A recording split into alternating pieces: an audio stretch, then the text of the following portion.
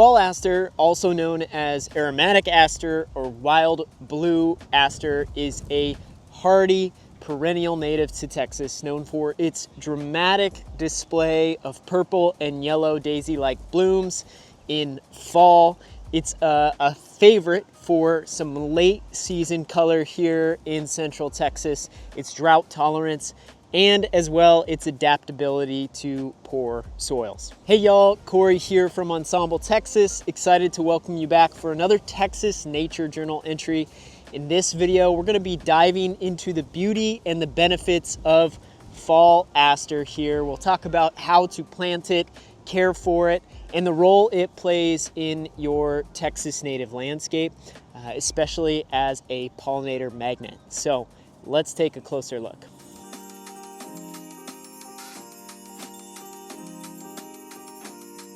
First, let's hit some quick facts about the Fall Aster.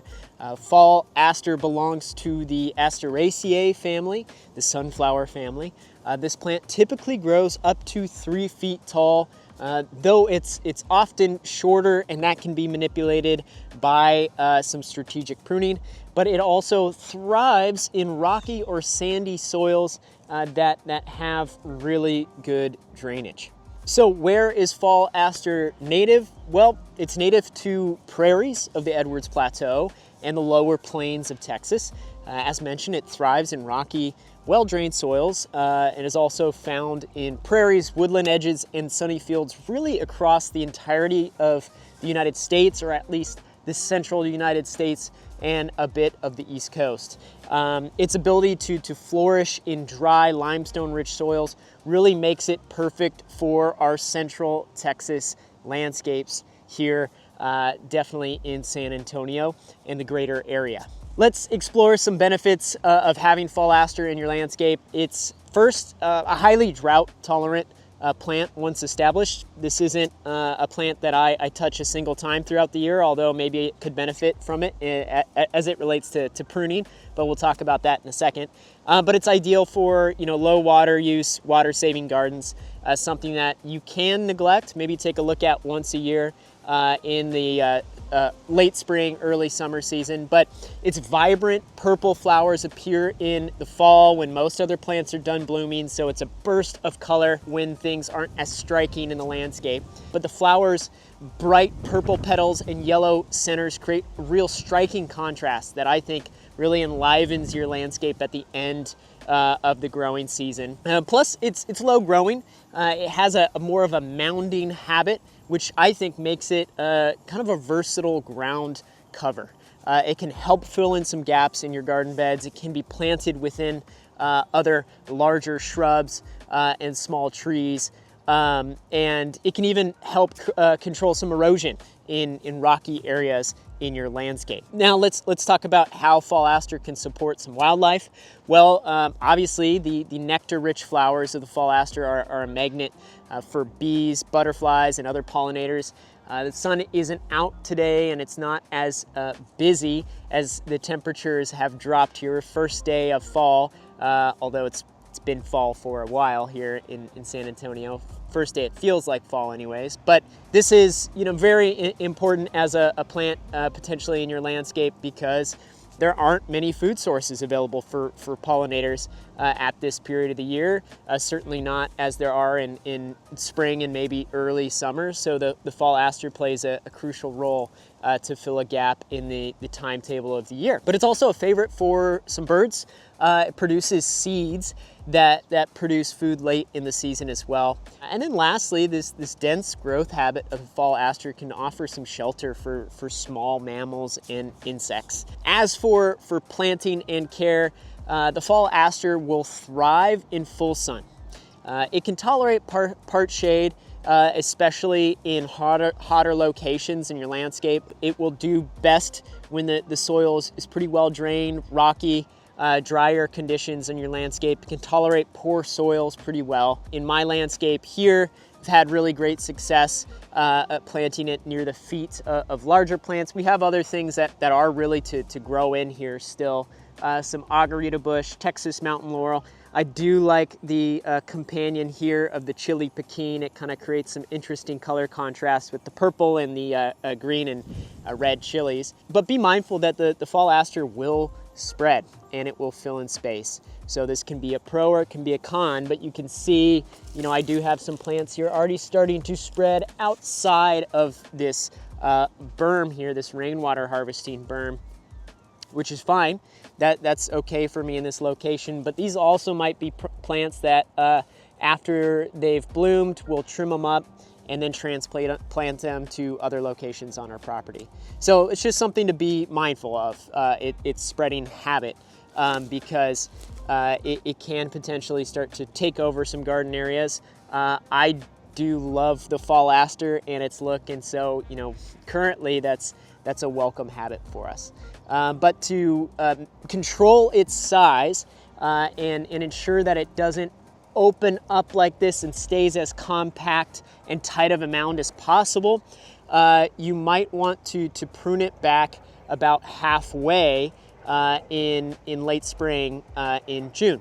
And so this is, the term's called opening up. As you can see here, it's opened it up and folded out, and that kind of makes this hollow center here to the fall aster certainly not the most attractive version of what it potentially could be. So that can be avoided by some strategic pruning in late spring in June, early summer. After blooming in the fall, you can cut it back to its basal rosette to maintain a compact form for the following season. And you can, you know, make sure to thin the plant regularly to really keep it tidy. As I said, you know, it will continue to spread if given the chance.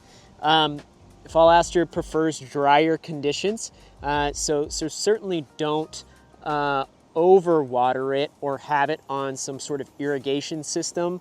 Again, this has been a set it and forget it plant for me, and it's really done phenomenally on natural rainfall, no supplemental water whatsoever.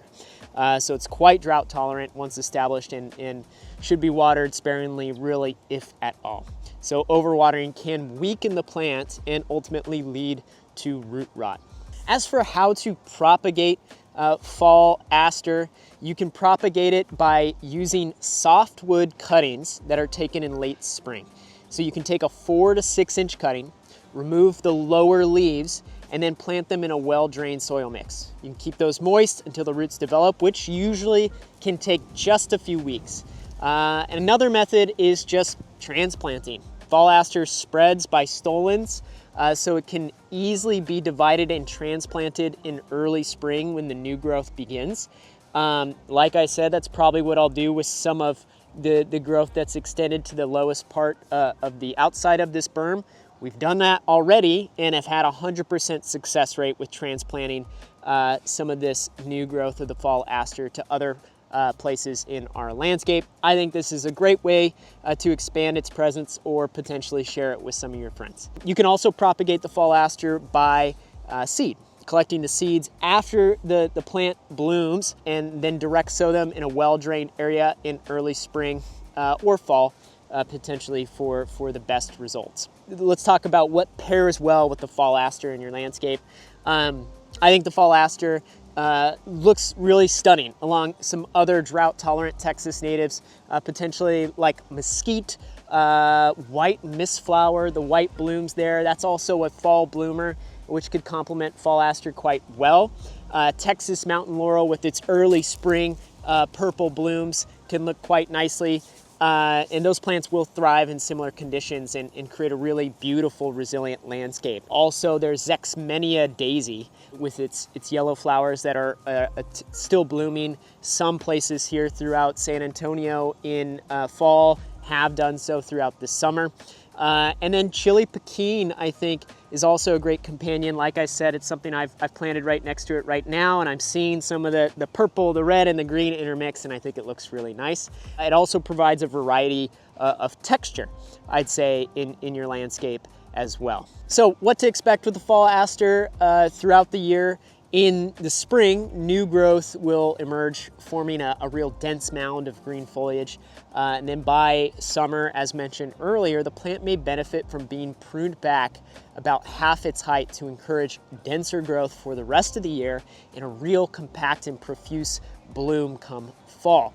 So fall is, obviously when the fall aster truly shines, bursting into bloom with its purple daisy-like flowers that last well into our autumn months here. Without pruning, the blooms have been rather profuse. I do think that it's really about its shape and size.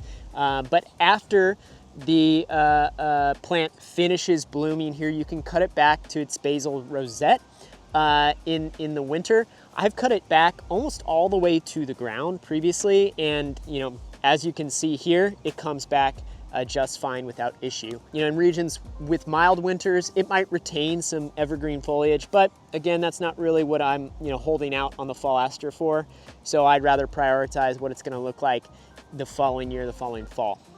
All right, y'all, that's all I got for you on this Texas Nature Journal with the fall aster. I think the fall aster is a real perfect choice for those looking for a drought-tolerant, low-maintenance Texas native plant that will add some late-season color, support some pollinators for you at a crucial time of the year, fall migration. Its adaptability to poor soils and its resilience, I think, make it a standout for any Texas landscape. But if you're ready to get started with your own Texas native plant landscaping but need some guidance, I want to invite you to download my completely free cheat sheet at ensembletexas.com/freebies. It walks you through the process step by step, I think hopefully saving you some time and money, killing less plants. So you can get that again at ensembletexas.com/freebies or look for the link in the description below. All right, y'all, until next time.